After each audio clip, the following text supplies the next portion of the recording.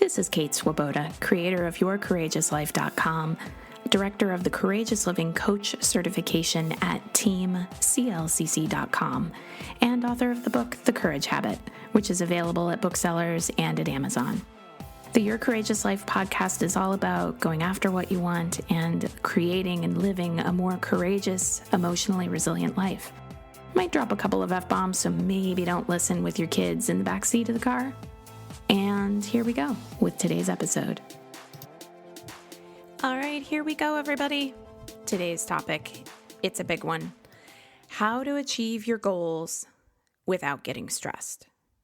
Okay, so let's dive into this. Let's unpack it a little bit. First disclaimer, this is not about perfection. This is not about you'll never again feel stressed. You're going to feel stressed at certain points, but I think there's a way to achieve your goals without stress being the dominant emotion. And the way that I started thinking about this was actually in response to a question. I've been interviewed on a number of podcasts, and I was interviewed on a few of them where somebody asked, so how do you handle failure? And I think that's a great question. And I've got something of a strange answer, and I promise this is all going to tie into how to achieve your goals without getting stressed. But let's get back to this question. So how do you handle failure? And this is my kind of strange answer. I don't really believe in failure. You might be laughing a little bit right now, like, okay, so are you just delusional?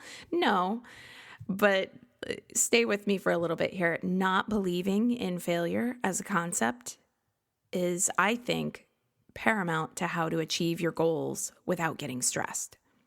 So here's what I mean. I do set goals, and I even make them specific and time-bound. When I set goals, I tend to throw the concept of being realistic out the window, meaning that as I'm setting the goal, framing it up, thinking about what I want, I don't think too much about whether or not the goal is a, air quotes, realistic one. I just aim really high and put more of my intention on actually following through in a consistent way with the behaviors that I believe will get me there. So let's unpack this a little bit. And I'm a big examples person. Maybe you are too. I'm one of those people where somebody can talk about a concept and I'm kind of like, okay, I'm basically following you. And then once they give me an example, I'm like, oh, okay, I'm picking up what you're putting down, sister. So let's get into a little bit of an example here. So let's say, for example, that I launch a new offering. Pretty common thing for people to do in their businesses.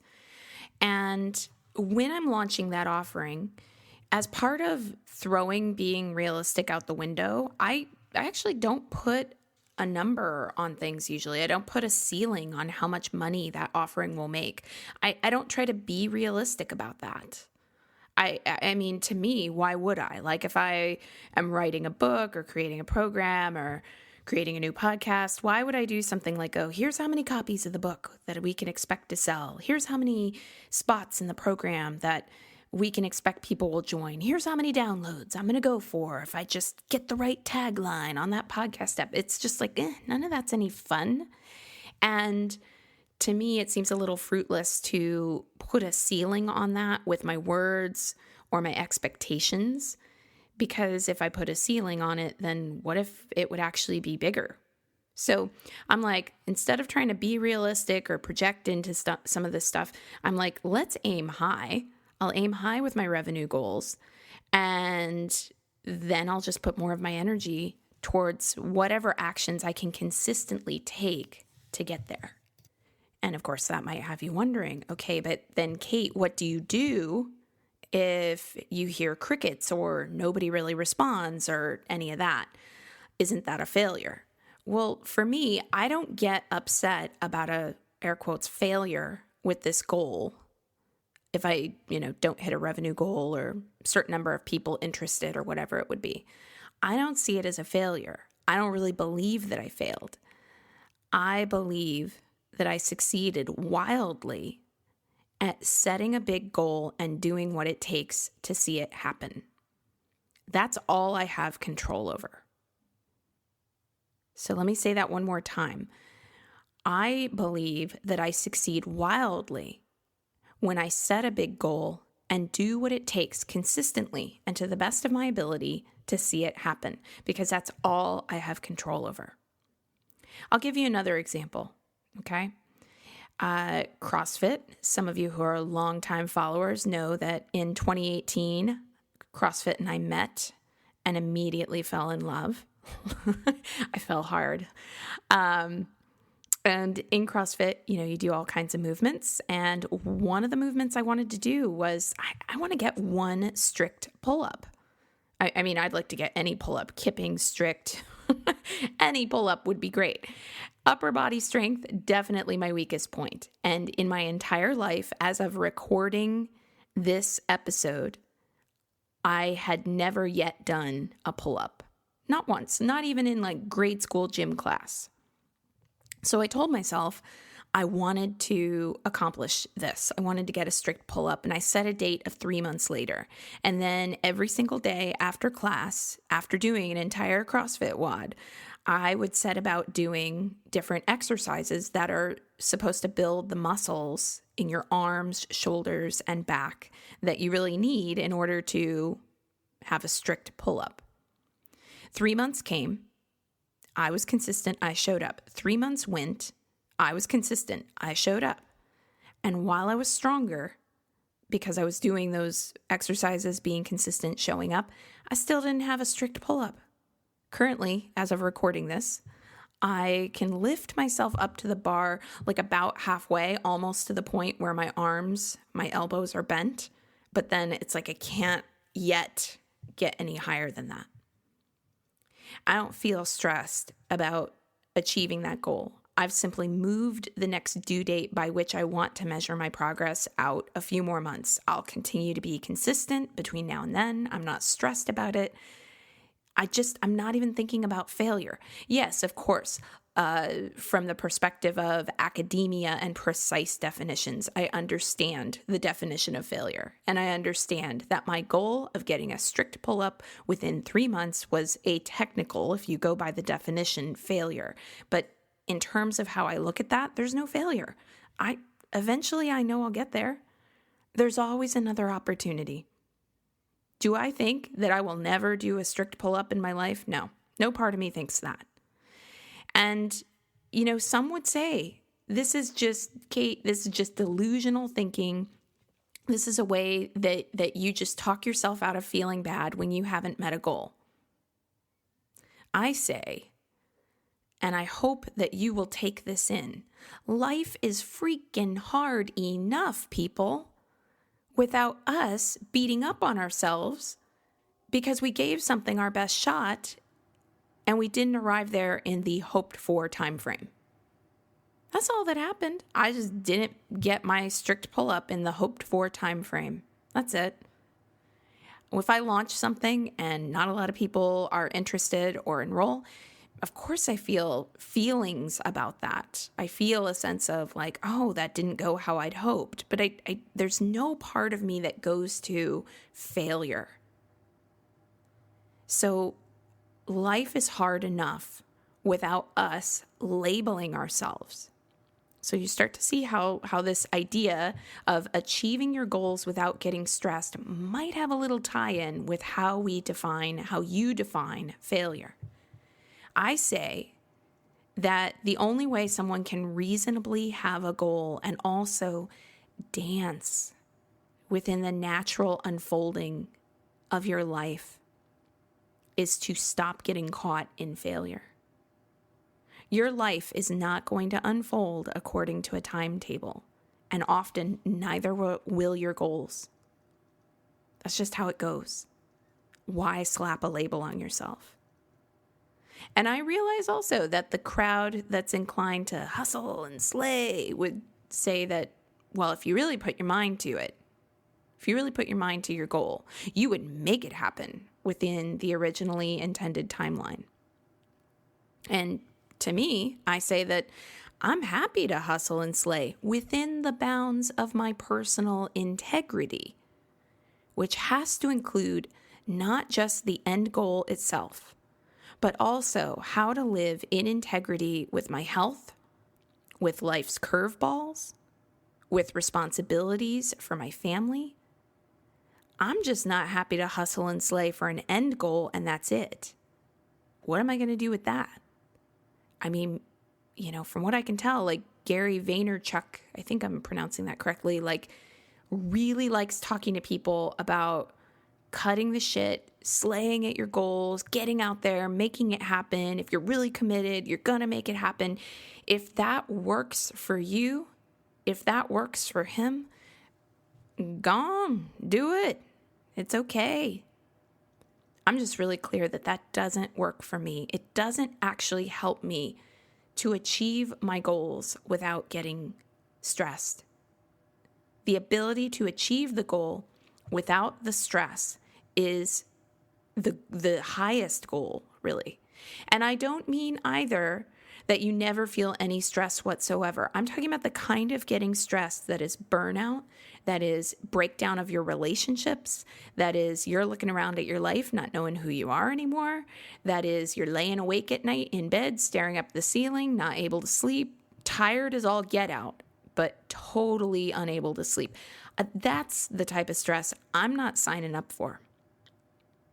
So in other words, you achieve your goals without getting stressed when you decide that you are going to be full of integrity around your intentions, your mindset, your behaviors, and your consistency, yet you release attachment around the final outcome.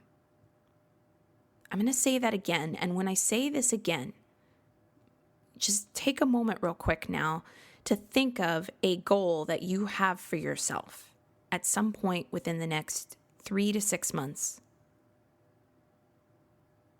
And now that you've got that in mind, you achieve this goal. You will achieve this goal without getting stressed when you decide that with this goal, you are going to be full of integrity around your intentions.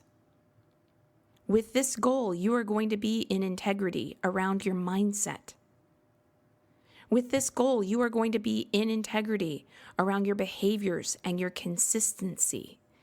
By integrity, I mean you set those intentions, you pay attention to your mindset, your behaviors, and your consistency, and you're in integrity. Yeah, I'm with Gary V around cut the shit. Stop giving yourself ways to cut corners that end up being a betrayal of the self. Yet, this might be the place where I diverge with a lot of the hustle and slay people. You release attachment around the final outcome. You make the goal of getting the pull-up. You release attachment around whether or not the pull-up happens. You make the goal around launching the product. You release the attachment around its success. You make the goal to be the best parent that you can be. You release attachment around how your children grow up and decide to live. You make the goal to navigate your divorce with kindness. You release attachment around whether or not your ex-spouse thinks you are a good person. You make the goal of making more friends this year. You release attachment around how close you have to be to those friends. You make the goal to make more money this year. You release attachment around how much money it has to be. The attachment is where people get stressed. And the attachment is where people buy into this concept of failure. Now, pride comes in when we get to be proud of ourselves for doing all that we could. Simply fulfilling an end goal isn't nearly as wonderful as feeling good about who you are because you know that you gave it your all and you did the best you could within the bounds of your personal integrity, which has to include not just the goal, but being in integrity with your health and curveballs and responsibilities and all of those things. And you know what I'm talking about if you have ever done hustle and slay to hit a goal and you reached the goal and it was profoundly unfulfilling. if you have ever had that experience before, then you know that if you make the end goal everything and make it about, if it matters enough, I'll get there. I got to be a success, can't be a failure. Like if you're going into that mindset, going into behaviors that wear down your health, you aren't taking into account any of the other things you have going on in your life, because the end goal is the goal and got to get the goal, got to slay, got to hustle, got to go after the goal. When you go into that space, it's actually profoundly unfulfilling. So if you want to achieve your goals without feeling stressed, you need a shift in mindset. Shift number 1. Stop thinking about failure and start thinking about consistency. Shift number 2. Stop thinking of deadlines as hard metrics for success or failure. Use deadlines, sure, that's fine. Use them instead, though, as benchmarks to note progress. I'll go back to my CrossFit pull-up example here. I use that 3-month deadline of, okay, did not get a pull-up within 3 months, but I went from not being able to move on the pull-up bar at all to halfway. That's some progress. Shift 3, make your mantra, eventually, I know I'll get there. Eventually, I know I'll get there. Just because you don't complete something within an initial intended deadline doesn't mean anything, really. Taking on the attitude of, I know I'll get there, means that when you don't get there, you don't let it stick. You don't let it mean something about who you are or what you're capable of. Let your unwavering faith be in knowing that eventually you'll get there. And I know it can be really disappointing, especially I'm thinking of business owners who might be listening to this, who have set a revenue goal and then they're not hitting it for a program or for their quarter or their year. And it's like, oh my God, I feel like a failure. I had this big vision. I was going to go out there. I was going to get this, and I didn't get there. And, this idea of eventually I know I'll get there might seem a little confusing for some entrepreneurial types, because you might be like, what do you mean eventually I'll get there? The program had a due date. It starts on this other date. I have only 3 people and I wanted 30. And what do you mean eventually you'll get there, Kate? The due date's there. It's done. Well, eventually I know you'll get there. For me, if I was talking to you right now, would be, hey, this is just one launch. You always have another opportunity. There will be another launch where you will get more than 3. And the opportunity that's here too is to look at what you might have done differently. When I look at, launches that I've had that have failed, in the conventional sense that I thought I'd get this number, I didn't. There's always been something to learn. And instead of thinking of it as a failure, it's just okay, you pick up, you take what you can learn, and you move into the next phase of your life. And with pull-ups, it's okay, did I do everything that I knew to do, that I could do? Yeah, I did. So what am I learning? I'm learning that it's working. I got halfway there. Keep doing more of that. Maybe check in with my coach, see if there's anything else. But it would be profoundly counterproductive to start beating myself up, failure, not enough, all that stuff.